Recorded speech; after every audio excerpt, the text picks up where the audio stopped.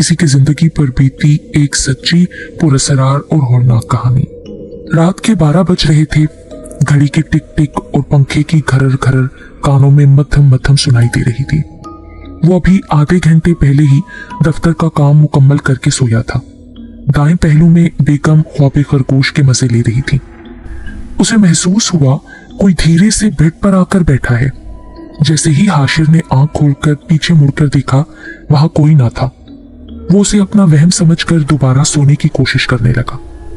अचानक दूसरे कमरे से धम की आवाज आई, जैसे कोई भारी चीज नीचे गिरी हो।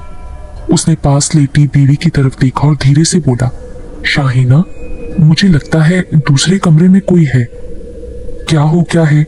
आपका वहम है, ऐसा कुछ नहीं, आराम से सो जाएं, मुझे भी सोने दे। शाहीना भी समझी कि हाशिर का वहम है। वो उसे टाल कर दोबारा सो गई। वो कितनी ही देर दूसरे कमरे की तरफ कान लगाए बैठा रहा, लेकिन इसके बाद कोई आवाज ना आई। वो वाकई हाशिर का वहम होगा, वो यही सोचकर दोबारा सोने की कोशिश करने लगा। सुबह फजर पढ़कर वो दोबारा बिस्तर में घुस गया और लेटे लेटे उसकी आंख लग गई। थोड़ी ही देर गुजरी थी कि कोई आहिस्ता से उसके बेड के करीब आया। हाशिर को महसूस हुआ कोई उसके कंबल को खींचने की कोशिश कर रहा है। रात वाला वाकया दोबारा उसके जहन में घूम गया। हाशिर का दिल धक धक करने लगा। अचानक गरिश्तार आवाज ने पूरे कमरे को अपनी लपेट में ले लिया। उठे, ये वक्त है सोने का, देर हो रही है, ऑफिस नहीं जाना क्या? देर हो रही है, ऑफिस नहीं जाना क्या? बेगम की आवाज सुनकर वो एकदम से कंबल दूर फेंक कर बैठ गया। क्या करती हो? जगाने का भी तरीका नहीं तुम्हें तो। वो गुस्से से घूरता शॉवर लेने चला गया। शाहीना उसे दफ्तर भेजकर बर्तन समेटने लगी। फिर तफसीली सफाई के बाद उसका जिस्म थकन से चूर हो रहा था। घड़ी दिन के 11 बजा रही थी। अभी उसे दोपहर का खाना तैयार करना था। सर में शदीद दर्द हो रहा था। अपने लिए चाय बनाकर वो टीवी लाउंज में आ गई। रिमोट उठाकर टीवी ऑन किया और साथ साथ चाय पीने लगी। एकदम से उसे लगा जैसे कोई सोफे के पीछे से भागकर गुजरा है, जैसे कोई साया हो। उसने फौरन पीछे मुड़कर देखा, पर वहां कोई ना था। उसने दोबारा अपनी तवज्जो टीवी की जानिब मबजूल कर ली। कुछ देर बाद फिर से उसे किसी के सीढ़ियां चढ़ने की आवाज आने लगी। जैसे ही यह आवाज उसके कानों में पड़ी, साथ ही डोरबेल की आवाज ने उसे मजीद धचका दिया। वो भागती हुई गेट की जानिब बढ़ी। बिना पूछे शनाख्त किए दरवाजा खोल दिया। सामने पड़ोसियों की लड़की आमिना खड़ी थी। वो 20 साला एक खूबसूरत दोशीज़ा थी। आजकल पढ़ाई से फुर्सत की वजह से वो दिन भर मुख्तलिफ किस्म के खाने बनाती नजर आती थी। शाहीना ने उसे खुशामदीद कहा। क्या हुआ बाजी, आपके चेहरे पर पसीना क्यों? आमिना शाहीना की हालत देखकर घबरा गई। क्या पूछती हो यार? उसने फिर आमिना को सारी तफसील से आगाह किया। बाजी, बुरा मत मानना, लेकिन पहले भी जो किस्से इस घर से जुड़े हैं ना, वो अच्छे नहीं है। यहाँ जो भी आता है 1 माह से ज्यादा टिक नहीं पाता। और अभी तो आपको दूसरा माह है ना? आमिना के पूछने पर शाहीना ने हामी भर ली। शादी से पहले हाशिर भाइयों के साथ ही रहता था। माँ बाप हयात नहीं थे। शादी के बाद वो शाहीना को लेकर इस छोटे से घर में शिफ्ट हो गया, जो इन दोनों के लिहाज से बहुत बड़ा था। वो किराए पर लेने की बजाय इसे खरीद चुका था, इस बात से बेखबर कि ये एक घाटे का सौदा है। हाशिर के आने तक आमिना उसके साथ ही रही, क्योंकि उसकी बातों से शाहीना अच्छी खासी खौफजदा हो चुकी थी। हाशिर को खाना देकर वो उसके करीब ही बैठ गई। हाशिर, आपको मालूम है आमिना क्या कह रही थी? हाँ मालूम है। फिर उसकी कोई नई डिश खराब हो गई होगी और वो निहायत जोशो खरोश से तुम्हें उसकी बर्बादी का किस्सा सुनाकर गई होगी। हाशिर का मूड आज खासा खुशगवार था। ये बात नहीं है हाशिर, वो मुझे पहले यहाँ इस घर के मकीनों की बर्बादी का किस्सा सुनाकर गई है। क्या मतलब? हाशिर ने संजीदा होकर पूछा। यहाँ साया है किसी चीज का। क्या कहती हो यार? वो मुस्कुराते हुए शाहीना की बात को इग्नोर कर गया। सच कह रही हूँ, कल रात आपको कुछ गैर मामूली महसूस हुआ और आज मुझे। शाहीना कुछ सोचते हुए बोली।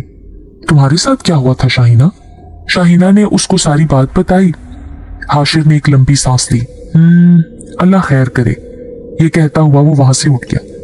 1 हफ्ते से ज्यादा हो गया था, अभी तक दोबारा कोई वाकया रोनुमा ना हुआ था। वो दोनों भी सुकून में आ गए थे कि अल्लाह ने उन्हें इस नए घर में सुकून अता कर दिया। इतवार का दिन था। वो शाहीना को मेके छोड़कर घर आकर कपड़े तब्दील करने लगा। जो कपड़े बेड पर छोड़कर गया था, बाहर आने पर वो अपनी जगह पर मौजूद न थे। अब वो परेशान हो गया, इधर उधर देखने लगा। दोबारा से उसी रात वाला खौफ उसके दिल पर तारी हो चुका था। एकदम से उसे टेरेस पर किसी चीज का काला सा साया नजर आया। उसने झट से पर्दा हटाया, लेकिन वहां अब कोई ना था। जैसे ही वो पीछे मुड़ा, उसके हलक से चीख निकली और एकदम से उसका वजूद बेदम सा होकर नीचे गिर पड़ा। पूरे कमरे में अब खामोशी थी। रात गई, उसकी आंख खुली तो उसने खुद को अपने बेड पर मौजूद पाया। साथ शाहीना बेड से सर टिकाए आंखें मूंदे बैठी थी। सामने देखा तो सोफे पर उसका साला यानी शाहीना का बड़ा भाई लेटा था। ये यहाँ क्यों है? कई सवालात उसके जहन में गर्दिश कर रहे थे। उसने पानी पीने के लिए हाथ बढ़ाया। ग्लास एकदम नीचे गिरकर किरची किरची हो गया तो वो दोनों एक साथ उठकर भागे। क्या हुआ? शाहीना के लहजे में ढेरों फिक्र थी। पानी। हाशिर ने लब हिलाई। अदील ने पानी का ग्लास उसकी तरफ बढ़ाया। भैया, ये ले पानी। तुम यहाँ क्या कर रहे हो? हाशिर ने ग्लास पकड़ते हुए पूछा। भाई, जब आप शाहीना को तयशुदा वक्त पर लेने नहीं आए तो हमें बहुत फिक्र हुई। कॉल की तो फोन बंद था, तो शाम में इसे छोड़ने आया था। दरवाजे पर आए तो वो अंदर से बंद था। ये देखकर हमें हैरत हुई और परेशानी भी। हमने दरवाजे को बहुत खटखटाया, खिड़कियां बचाई, लेकिन अंदर से कोई जवाब ना आया। हम दोनों को बहुत फिक्र हुई। हमने हमसायों से इजाजत ली और उनकी छत से अपने घर में दाखिल हुए। सारे घर में आपको ढूंढा। आखिर आप अपने कमरे में बेहोश हमें मिले। फिर हमने डॉक्टर को बुलाया। उसने इंजेक्शन वगैरह देकर हमें तसल्ली दी। अदील ने उसे अब तक की सारी तफसील से आगाह किया। अच्छा, ओ हाँ, अब मुझे याद आया। वैसे भैया, हुआ क्या था? अदील ने पूछा। शाहीना खामोशी से दोनों का मुकालमा सुन रही थी। पता नहीं, मैं एकदम से डर गया था। हाशिर वो वक्त याद नहीं करना चाहता था। मुझे लगता है भाई, आपको ये घर रास नहीं आया। अदील ने हाशिर से कहा। हाँ अदील, शायद तुम ठीक कहते हो। हाशिर दोबारा बेड पर नींद दराज हो गया। एकदम से जलती बत्ती बुझ गई। शाहीना ने डर के मारे हाशिर के बाजू को जकड़ लिया। हाशिर, शाहीना के मुंह से सिर्फ इतना ही निकला। बाजी, डरे नहीं, कुछ नहीं होगा। अदील ने बहन को तसल्ली दी। उसने आगे बढ़कर दोबारा बत्ती जला दी। दोबारा सब कुछ वैसे हो गया जैसे यहाँ कुछ हुआ ही ना हो। शाहीना कहने लगी, लाइट नहीं गई थी, ये बत्ती बंद हो गई थी खुद ब खुद। आखिर ऐसा कैसे हो सकता है? मेरी माँ ने बाजी, जितनी जल्दी हो सके आप लोग ये घर छोड़ दें। अदील ने सोफे पर बैठकर लंबा सांस भरा। हाशिर ने कनखियों से उसकी जानिब देखा। सारी रात इसी तरह के मामलात होते रहे। उन तीनों ने कांटों पर रात गुजारी। किसी को भी एक लम्हे के लिए भी आराम मुयस्सर नहीं था। कभी घर से कहकहों की आवाज आती, कभी सरगोशियों की आवाज आती, कभी लाइट खुद ब खुद बुझ जाती, कभी बर्तन टूटने की आवाज आती, कभी दूसरे कमरे से पलंग घसीटने की आवाजें आती। सारी रात वो तीनों कलामे इलाही पढ़ते रहे। अगली सुबह वो तीनों नाश्ता करते हुए बहस कर रहे थे। हाशिर भाई, मेरी माँ ने, मैं किसी आमिल बाबा को बुलाकर लाता हूँ, उससे पता कराते हैं कि इस घर में क्या मामला है। हाँ हाँ, आजमा लेते हैं हम भी। शाहीना राजी थी, जबकि हाशिर इस सारे मामले में खामोश रहा। आखिरकार अदील एक जानने वाले आमिल बाबा को ले आया। अब आमिल बाबा, अदील और हाशिर तीनों लाउंज में सोफे पर दराज थे। बाबा जी ने हर चीज को हाथ लगाकर आयतल कुर्सी का वेट किया और अब भी जेरे लब कोई सूरत पढ़ रहे थे। बेटा, तुम्हारे घर पर जिन्नाती साया है। वो मखलूक तुम्हें कोई नुकसान तो नहीं पहुंचा रही, लेकिन तुम्हें डरा कर इस घर से निकालना चाहती है। क्यों नहीं नुकसान पहुंचा रही? बाबा जी, सेहत का नुकसान कम है क्या? देखें दिनों में हाशिर की हालत कैसी हो गई है। हाशिर की बीवी शाहीना ने आमिल बाबा से शिकवा किया। अदील ने हाशिर को बगौर देखा। हाँ शाहीना बाजी, आप ठीक कहती हैं। हाशिर भैया पहले की निस्बत बहुत कमजोर नजर आ रहे हैं। अच्छा, ऐसा करता हूँ, मैं कुछ तावीज दे रहा हूँ, तुम दोनों मियाँ बीवी घोल कर इसे पी लेना। इसके अलावा हल यही है कि कुरान मजीद की तलावत करें। मुमकिन हो सके तो इस घर को छोड़ दें। आमिल बाबा और अदील तो चले गए, लेकिन वो दो नफूस अपनी जगह कितनी ही देर साकित बैठे रहे। अब क्या होगा हाशिर? वो फटी फटी नजरों से उसे देखते हुए बोली। मुझे नहीं मालूम शाहीना, सच पूछो तो मैं खुद बहुत डर गया हूँ। एकदम से फिर कमरे में कुछ गिरने की आवाज आई। हाशिर दौड़ा उस तरफ। दीवार पर लटकी घड़ी जमीन बोस हो चुकी थी। वो दोनों समझ गए, लेकिन मुंह से एक लफ्ज भी नहीं निकाला। शाहीना डर कर हाशिर के सीने से आ लगी। डरो मत शाहीना, मैं हूं ना, उसने बीवी को तसल्ली दी। एकदम से दरवाजा जोर से बंद हुआ और फिर खामोशी हो गई, जैसे कमरे में हवा आना बंद हो गई हो। उन दोनों का सांस बंद होने लगा। बाहर चले हाशिर, मेरा सांस रुक रहा है। रुको शाहीना, यहाँ बैठो अभी, वो उसे सहारा देते हुए बोला। हाशिर ने लपक कर दरवाजा खोला, तमाम खिड़कियां खोली। इसके बाद वो शाहीना के लिए पानी लेने चला गया। वो खाली खाली आंखों से कमरे की दीवारों को घूरती रही। हाशिर, जो भी हो, अब हम यहाँ नहीं रहेंगे। शाहीना ने उसका हाथ जोर से भींचा। कुछ नहीं होगा, तुम फिक्र मत करो। उसने शाहीना को दिलासा देते हुए अपने सीने से लगा लिया। सुबह मामूल के मुताबिक हुई। शाहीना ने उठकर नमाज पढ़ी, कुरान मजीद की तिलावत की, फिर हाशिर को नमाज के लिए उठाकर नाश्ता बनाने चली गई। वो दोनों नॉर्मल रहने की अदाकारी कर रहे थे। क्या बनाया है नाश्ते में? मूलियों के पराठे, शाहीना ने मुस्कुराते हुए कहा। आप मुझे अम्मी की तरफ छोड़ देंगे ऑफिस जाते हुए? यार, आज तो मेरी जरूरी मीटिंग है, उस तरफ जाऊंगा तो देर हो जाएगी ना।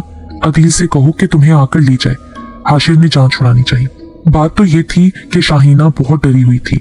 वो हाशिर के बिना अकेला इस घर में नहीं रहना चाहती थी। वो हाशिर का जवाब सुनकर चुप सी हो गई। हाशिर हाथ धोता, चाबियां उठाता बाहर निकल गया। शाहीना बदरीन ख्वास्ता दोबारा से किचन में आ गई। काम मुकम्मल करके कपड़े इकट्ठे करने लगी। मशीन लगाने का इरादा बना लिया, क्योंकि एक हफ्ते के मैले कुचैले कपड़े पड़े हुए थे। मशीन लगाकर वो बेडरूम में आ गई। खिड़कियों के पर्दे हरकत में आ गए। वो समझी हवा चलना शुरू हो गई है। बेड की चादर समेटते हुए उसे लगा कोई बेड पर आकर जोर से बैठा है, और जिस जगह बैठा है उस जगह से गद्दा नीचे की जानिब को हो गया था। ये देखते ही शाहीना ने बाहर की जानिब दौड़ लगाई। दरूद शरीफ का विर्द करते हुए वो गेट से बाहर थी। सामने सब्जी वाला खड़ा था। शाहीना को खौफजदा भागता हुआ देखकर वो उसकी जानिब आया। क्या हुआ बाजी, सब खैरियत तो है ना? वो अंदर? क्या अंदर? सब्जी वाला खुद परेशान हो गया। उधर से अदील की गाड़ी आती हुई नजर आ गई। क्या हुआ बाजी? अदील फिक्रमंदी से बोला। अंदर कुछ था अदील। शाहीना रो देने को थी। अच्छा, अंदर चलकर बात करते हैं। नहीं, मैं अब यहाँ नहीं जाऊंगी। शाहीना जोर से अदील को पकड़े कह रही थी। चले, फिर साथ चले, मेरे घर चलते हैं। अदील ने घर का गेट बंद किया और शाहीना को लेकर चला गया। ये क्या रोज का तमाशा है, अब तुम वहां नहीं जाओगी? शाहीना की मां ने फैसला सादिर किया। शाहीना फटी फटी निगाहों से उनकी जानिब देखने लगी। क्या मतलब? मतलब ये कि हाशिर अब नए घर का बंदोबस्त करे, वरना मैं अपनी बेटी को उस मौत के मुंह में नहीं झोंकूंगी। वो जिन्नात तुम्हें डरा रहे हैं, इसका मतलब है वो नहीं चाहते कि तुम लोग उस घर में रहो। अगर वो घर ना छोड़ा तो जान का नुकसान भी हो सकता है। बात तो उनकी ठीक थी, लेकिन शाम में ही हाशिर आकर उसे जबरदस्ती वापस ले गया। सारी रात वो सो न सकी। हाशिर आराम से सो गया। रात के अब 2 बजे का वक्त था। न जाने कितनी मुश्किल से उसकी आंख लगी थी। एकदम अजीब सी आवाज उसके कानों में पड़ी, और बिल्कुल ऐसा ही कुछ हाशिर को भी महसूस हुआ। वो करवट लेकर शाहीना को देखने लगा। उसकी पुश्त हाशिर की जानिब थी, लेकिन वो आंखें खोले दीवार को देख रही थी। शाहीना जी, जाग क्यों रही हो? मुझे कुछ अजीब सी आवाजें आई हैं, इसलिए आंख खुल गई। मुझे भी कुछ ऐसा ही महसूस हुआ है, हाशिर ने भी बैठते हुए शाहीना से कहा। एकदम से हाशिर को महसूस हुआ जैसे कोई उसका गला दबाने लगा हो। हाशिर का सांस बंद होने लगा। हाशिर ने शाहीना का नाम लेने की कोशिश की, लेकिन वो ले नहीं पा रहा था। शाहीना ने एकदम भड़कर उसे थामा। क्या हुआ हाशिर, आप ठीक तो है ना? हाशिर अब भी अपना गला पकड़े हुए था। शाहीना ने एकदम से ऊंची आवाज में आयतल कुर्सी का विर्द किया और हाशिर पर फूंक दिया। हाशिर एकदम से तकिए पर गिरा और बेहोश हो गया। शाहीना के तो औसान खता हो गए। जल्दी से उसने अपने भाई अदील का नंबर मिलाया। वो आधे घंटे में उसके पास मौजूद था। हॉस्पिटल ले चलते हैं भाई को। अभी वो ये बात कर ही रहे थे कि हाशिर को होश आ गया। शाहीना पानी दो। एकदम से उसके लबों ने हरकत की। वो बहुत कमजोरी से बोला। अदील ने पानी का ग्लास हाशिर के होंठों से लगाया। रात के 3 बज रहे थे और वो लोग अपना सामान बांध रहे थे। इस घर को खाली पड़ा रहने दे भाई, जब तक कोई और मकान नहीं मिलता हमारे साथ ही रहें। अदील ने आगे बढ़कर सामान से भरे बैग गाड़ी में रखे। घर को ताला लगा दिया गया। एकदम से अंदर किसी चीज के टूटने की आवाज आई। खिड़कियों में लगे मकड़ी के जाले भी जोर से हरकत करने लगे। बिल्लियों के रोने और कहकहों की अजीबोगरीब सी मिली जुली आवाजें आने लगी। वो तीनों डर के जल्दी से कार में बैठे और वहां से चले गए।